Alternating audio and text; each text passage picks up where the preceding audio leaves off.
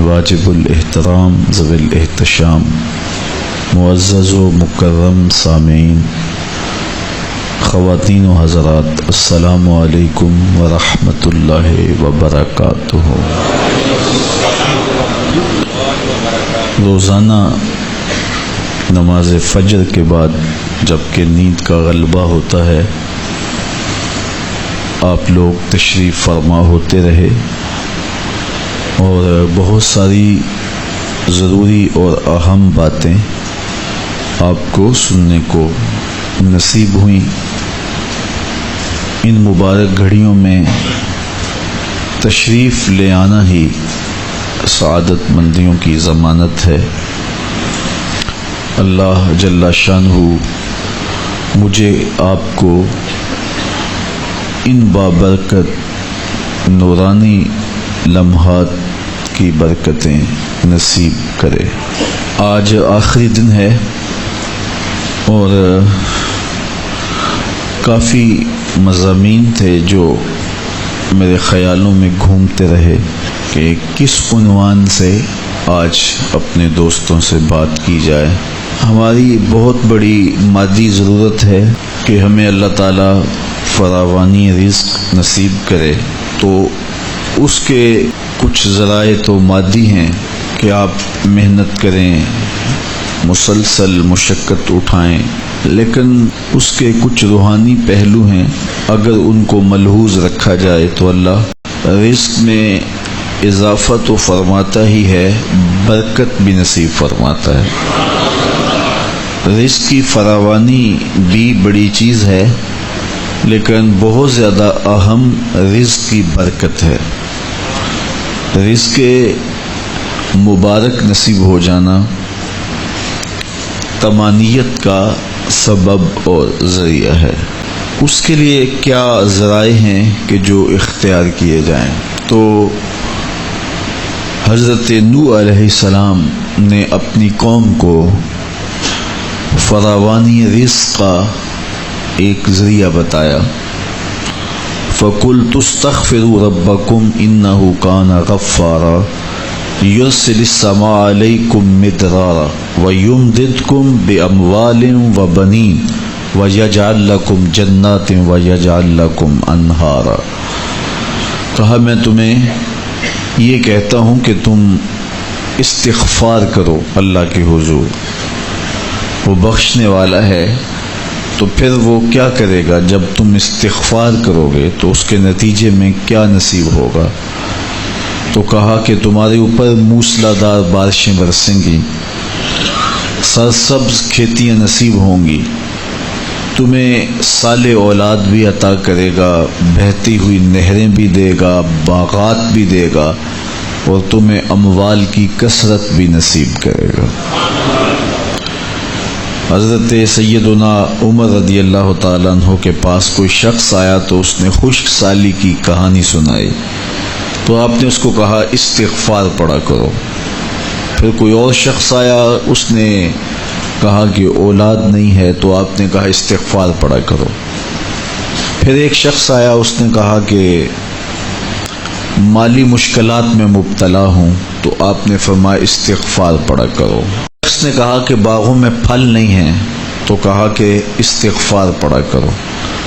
تو کسی نے آپ سے پوچھا کہ ہر آنے والے کا مسئلہ الگ تھا لیکن دوا ایک جیسی تجویز کی، تو فرمایا کہ یہ میں نے اپنی طرف سے نہیں کہا، یہ میرے رب کے قرآن میں ہے کہ اگر تم استغفار کرو گے تمہیں مال بھی ملے گا، اولاد بھی ملے گی، تمہیں بہتی نہریں بھی نصیب ہوں گی، پھلدار باغ بھی ملیں گے، تمہیں اللہ اپنی طرف سے کشادگیاں نصیب کر دے گا۔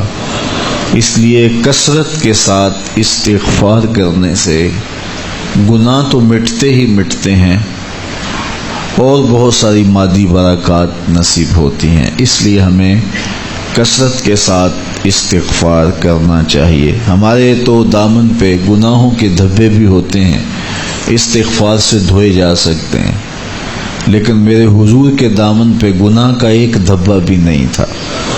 انبیاء کے بارے میں ہمارا عقیدہ ہے کہ وہ معصوم عن الخطا ہوتے ہیں، لیکن اس کے باوجود حضور فرماتے ہیں کہ میں ایک دن میں 70 مرتبہ استغفار کرتا ہوں. 70 مرتبہ سے زائد کے کلمات 100 مرتبہ کے بھی ہیں کہ 100 مرتبہ میں اللہ کے حضور استغفار کرتا ہوں.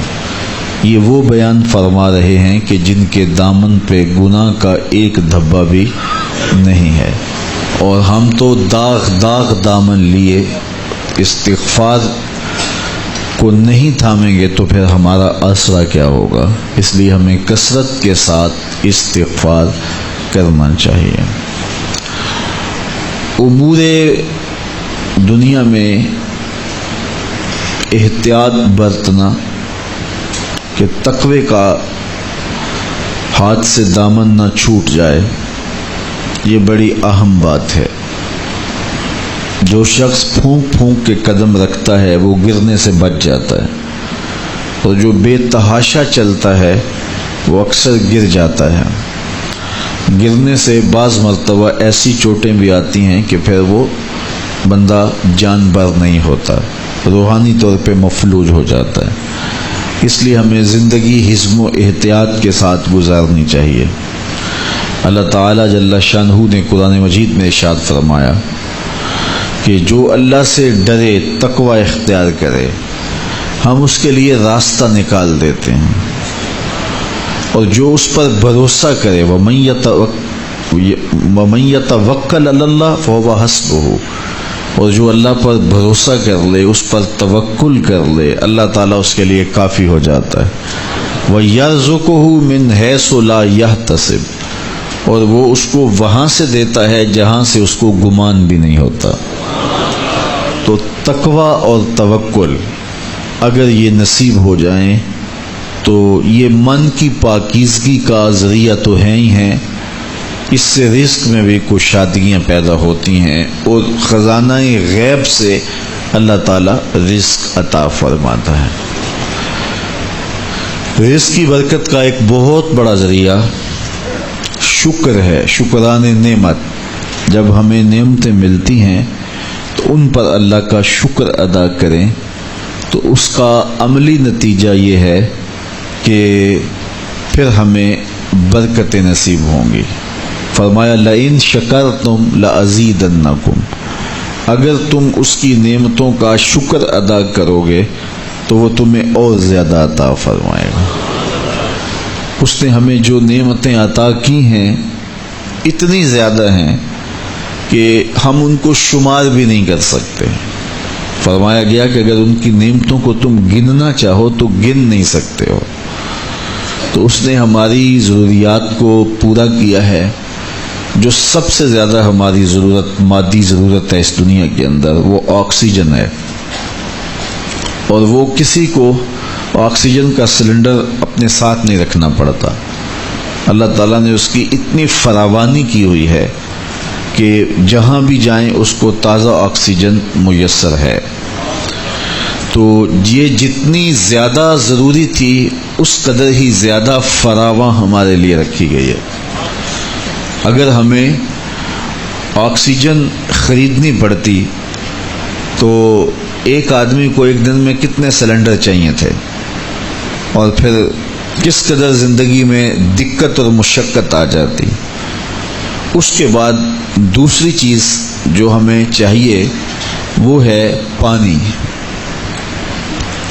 آکسیجن کے بعد پانی کے بغیر ہم زیادہ دیر نہیں اپنے آپ کو برقرار رکھ سکتے، حتیٰ کہ ایک خاص مدت تک پانی نہ ملے تو موت واقع ہو جاتی ہے.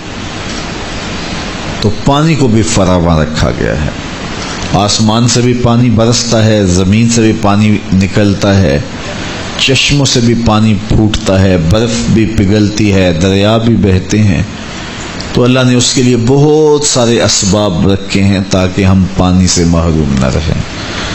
تیسری چیز ہماری ہے خود کی چیزیں، کھانے کی چیزیں جو ہماری ضروریات ہیں.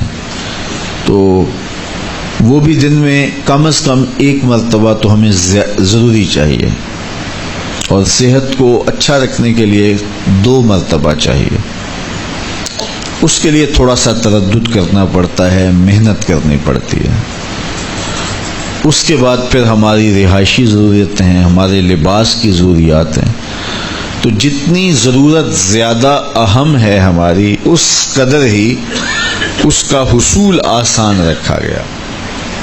اور اللہ تعالیٰ نے ہماری یہ ضرورت آکسیجن ہے، اس کو اپنی جناب سے اتنا فراواں کر دیا کہ ہمیں اس کے لیے کوئی مشقت نہیں اٹھانا پڑتی۔ جس طرح ہمیں کھانے کے لیے تردد کرنا پڑتا ہے، پہلے اس کو کماؤ، پھر گھر لاؤ، پھر اس کے بعد اس کی تیاری کے مراحل ہیں، اگر یہ سب کچھ آکسیجن کے لیے ہمیں کرنا پڑتا تو زندگی کتنی کٹھن اور کتنی مشکل ہو جاتی۔ تو یہ اس کی کرم نوازیاں ہیں کہ اس نے ہمارے لیے اس کو آسان رکھا ہے۔ تو کہا اگر تم تقوی اختیار کرو اور اللہ تعالیٰ جل شانہ پر توکل اور بھروسہ کرو تو تمہیں وہ وہاں سے رزق دے گا جہاں سے تمہیں گمان بھی نہیں ہوگا۔ اللہ کے محبوب نے ارشاد فرمایا اگر تم اللہ پر توکل کرنے کا حق ادا کرو، وہ تمہیں ایسا رزق دے جیسا پرندوں کو دیتا ہے، کہ جب وہ صبح اپنے گھونسلے سے نکلتے ہیں تو خالی پیٹ ہوتے ہیں۔ انسان کو تو پتہ ہے کہ میں نے کمائی کے فلاں اڈے پہ جانا ہے، دکان پہ بیٹھنا ہے، فیکٹری میں جانا ہے، فلاں جگہ مزدوری کرنی ہے، لیکن ان کو کچھ پتہ نہیں ہوتا کہ ہم نے کہاں جانا ہے۔ لیکن فرمایا کہ جب صبح نکلتے ہیں تو خالی پیٹ ہوتے ہیں، اور جب واپس شام کو پلٹتے ہیں تو ان کے پیٹ بھرے ہوئے ہوتے ہیں۔ پھر جس کی جو ضرورت ہے اللہ اس کو وہ نصیب کرتا ہے۔ سارے پرندے ایک جیسی غذا نہیں لیتے، اسی طرح مختلف جو اللہ تعالیٰ نے مخلوقات پیدا کی ہیں ان سب کی اغذیہ ایک جیسی نہیں ہے۔ کچھ پرندے کچھ کھاتے ہیں، کچھ کھاتے ہیں، اللہ سب کو ان کی ضرورت باہم پہنچاتا ہے۔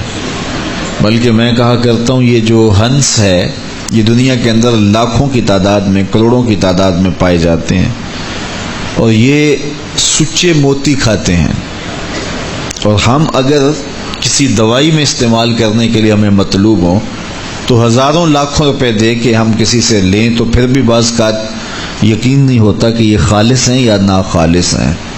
لیکن اس جانور کو اپنے پیٹ بھرنے کے لیے یہ موتی روزانہ صبح و شام چاہیے ہوتے ہیں، اور ایک جانور نہیں، دنیا کے اوپر کروڑوں ہیں، میرا رب ہر روز ہر ایک کی ضرورت کو پورا فرماتا ہے۔ تو جس کی جو ضرورت ہے وہ پوری ہوتی ہے۔ بن توکل پنچھی اڑ دے، خرچ نہ پلے زیرا ہو۔ جب وہ گھر سے اڑتے ہیں تو تروح حماسن، جب وہ اڑتے ہیں تو خالی پیٹ ہوتے ہیں، وتغدو بتانن، اور جب وہ شام کو آتے ہیں تو ان کے پیٹ بھرے ہوئے ہوتے ہیں۔ تو کوئی اڈا رزق کا مخصوص ان کے لیے نہیں ہے، اور سب سے اچھا کھاتے ہیں۔ وہ جو امرود کا باغ ہوتا ہے اس میں اگر آپ دیکھنا ہو کہ سب سے اچھا میٹھا امرود کون سا ہے تو وہ ہوگا جس کو طوطے نے چونچ لگائی ہو، چونکہ یہ سب سے اچھا پھل پورے باغ میں، ایک نہ ہوتا ہے ایکسپورٹ کوالٹی، یہ اس سے بھی بہتر کوالٹی لیتا ہے۔ تو اللہ تعالیٰ نے اس کے لیے سب سے اچھا رکھا ہوا ہے، تو اللہ نے یہ انتظام کیا ہوا ہے۔ تو فرمایا میرے حضور نے اگر تم اللہ پر توکل کرنے کا جو حق ہے اس کو ادا کر دو تو وہ تمہیں بھی ایسے ہی رزق عطا کرے جیسے پرندوں کو رزق عطا کرتا ہے، اگر توکل تمہیں نصیب ہو جائے۔ حضرت رابعہ بصریہ کہ ہاں مہمان آئے تو انہوں نے خادمہ نے کہا حضرت مہمان آئے ہیں تو ان کے لیے کیا کیا جائے، کہا انہیں کھانا کھلاؤ۔ تو کہا کہ حضرت صرف ایک روٹی پڑی ہوئی ہے، تو مہمان 4-5 ہے، کم از کم 8-10 روٹیاں چاہیے۔ تو فرمایا اچھا اس روٹی کو اللہ کی راہ میں خیرات کر دو، تو خیرات کر دیا گیا۔ تھوڑی دیر کے بعد دروازے پہ دستک ہوئی، من الباب، دروازے پہ کون ہے؟ کہا فلاں کا فرستادہ غلام ہوں، میرے آقا نے آپ کے لیے کھانا بھیجا ہے۔ خادمہ نے کھانا وصول کیا اور کپڑا اٹھایا، گنا تو 4 روٹیاں تھیں۔ تو خادم سے کہا جلدی جلدی اس کو واپس کر دو، اس کے آقا نے کسی اور گھر بھیجا ہوگا، یہ غلطی سے ہمارے گھر آ گیا، کھانا واپس کر دیا۔ پھر دروازے پہ دستک ہوئی، پوچھا من دق الباب، دروازہ کس نے کھٹکھٹایا؟ کہا فلاں کا فرشتہ تھا، غلام ہوں۔ خادمہ نے کھانا وصول کیا، حضرت رابعہ نے کپڑا اٹھایا تو گنا تو 6 روٹیاں تھیں۔ کہا اس کے آقا نے کسی اور ہاں بھیجا ہوگا، یہ غلطی سے ہمارے گھر آ گیا، کھانا واپس کر دیا۔ پھر دروازے پہ دستک ہوئی تو پوچھا دروازے پہ کون ہے؟ کہا فلاں آقا کا بھیجا ہوا غلام ہوں، اور انہوں نے کہا یہ کھانا حضرت رابعہ کو دے کے آنا ہے۔ تو خادمہ نے وصول کیا، حضرت رابعہ نے کپڑا اٹھایا، گنا تو 10 روٹیاں تھیں۔ کہا ہاں یہ کھانا ہمارا، اس کو رکھ لو اور مہمانوں کو کھلا دو۔ کہا حضرت پہلے 2 بھی تو آپ کا ہی نام لیتے تھے اور اسی دہلیز پہ آئے تھے۔ کہا میرے رب کا وعدہ ہے جو 1 دیتا ہے میں اس کو 10 دیتا ہوں۔ تو پہلے 4 روٹیاں تھی، پھر 6 روٹیاں تھی۔ میں نے کہا مالک 10 دے گا تو تیری بندی وصول کرے گی۔ تو اگر اس پہ توکل قائم ہو جائے، اس پہ بھروسہ قائم ہو جائے تو پھر یرزقہ من حیث لا یحتسب، وہ وہاں سے دیتا ہے جہاں سے بندے کو گمان بھی نہیں ہوتا۔ تو توکل اللہ پر قائم کیجئے گا، کاروبار ضرور کیجئے گا۔ توکل یہ ہے کہ آپ وہ کام ضرور کریں لیکن کہیں کہ یہ میرے کام کا نتیجہ نہیں مجھے مل رہا، یہ میرے اللہ کا فضل مجھے مل رہا ہے۔ تو پھر دیکھنا کہ اللہ تعالیٰ کیسے راستے کھولتا ہے۔ تو جب انسان اللہ کے فضل پر توکل قائم کر لیتا ہے تو پھر کام کاج ضرور کرتا ہے لیکن اس کی زندگی کی جو ٹینشن ہے وہ ختم ہو جاتی ہے۔ بندہ کہتا ہے کہ یہ ہے تو میں کرتا ہوں، تو یہ نہیں ہوگا تو یہ نہیں ہوگا، بس وہ جتنا کر سکتا ہے وہ کرے، باقی چھوڑ دے اس پہ، تو پھر وہ خزانہ غیب سے نصیب فرمائے گا۔ اچھا، حضور علیہ السلام نے ایک اور چیز ارشاد فرمائی، بلکہ اپنی امت کے لیے دعا دی، اللہم بارک لامتی فی بکورہا، اے اللہ میری امت کے لیے صبحوں میں برکتیں ڈال دے۔ جو کام صبح کیے جاتے ہیں ان کاموں میں بڑی برکت ہے، جو کام جو ہے وہ دیر سے کیے جاتے ہیں، رات کو کیے جاتے ہیں، دوپہر کے بعد کیے جاتے ہیں، ان میں وہ برکات نہیں رکھی گئی جو حضور کی دعا سے صبح کے کاموں میں برکت رکھی گئی ہے۔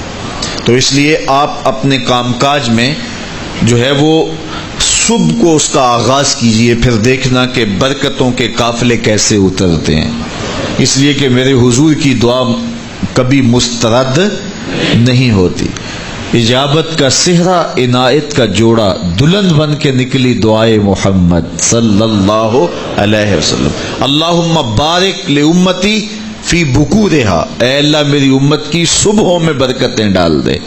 تو جو کام صبح کے وقت کیے جاتے ہیں اس میں برکت رکھی گئی ہے۔ اگر آپ چاہتے ہیں کہ ہم آسودگی حاصل کریں تو پھر اپنے کاموں کا آغاز صبح سے کیجئے۔ اللہ اکبر، اس کی برکات آپ کو نصیب ہوگی۔ اور ایک اور بات ارشاد فرمایا کہ جو چاہتا ہے کہ اس کی عمر میں برکت ہو اور اس کے رزق میں برکت ہو، 2 چیزیں جو چاہتا ہے، جو یہ چاہے کہ اس کے رزق میں اور اس کی عمر میں برکت ہو، اور یہ ہر بندہ چاہتا ہے، تو میرے حضور نے فرمایا کہ وہ اپنے رشتہ داروں کے ساتھ سلوک اچھا کرے، صلہ رحمی کرے۔ بعض اوقات ہوتا ہے کہ وہ رشتہ داروں کا رویہ اچھا نہیں ہوتا۔ میں آپ کو بتاؤں کہ سب سے بہتر صدقہ کون سا ہے؟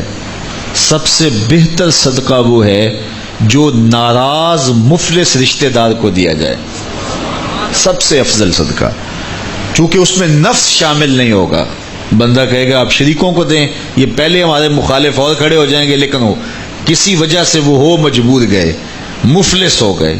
تو جو مفلس مجبور ناراض رشتہ داروں کو صدقہ دیا جائے، اس میں نفس درمیان میں کھڑا نہیں ہوتا، تو وہ صدقہ اللہ کو بڑا محبوب ہے اور وہ سیدھا سیدھا قبول ہوتا ہے۔ تو جو یہ چاہے کہ میری عمر زیادہ ہو اور میرے رزق میں برکتیں ہوں، تو میرے حضور نے ارشاد فرمایا کہ وہ کیا کرے، وہ اپنے رشتہ داروں کے ساتھ اچھا سلوک کرے۔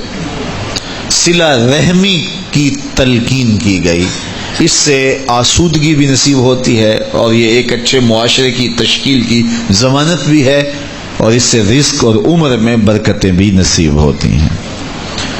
اچھے اور صالح رزق کے لیے میں نے کل بھی ایک روایت آپ کے سامنے پیش کی تھی، وہ بھی علماء نے لکھی کہ دو بھائی تھے، ایک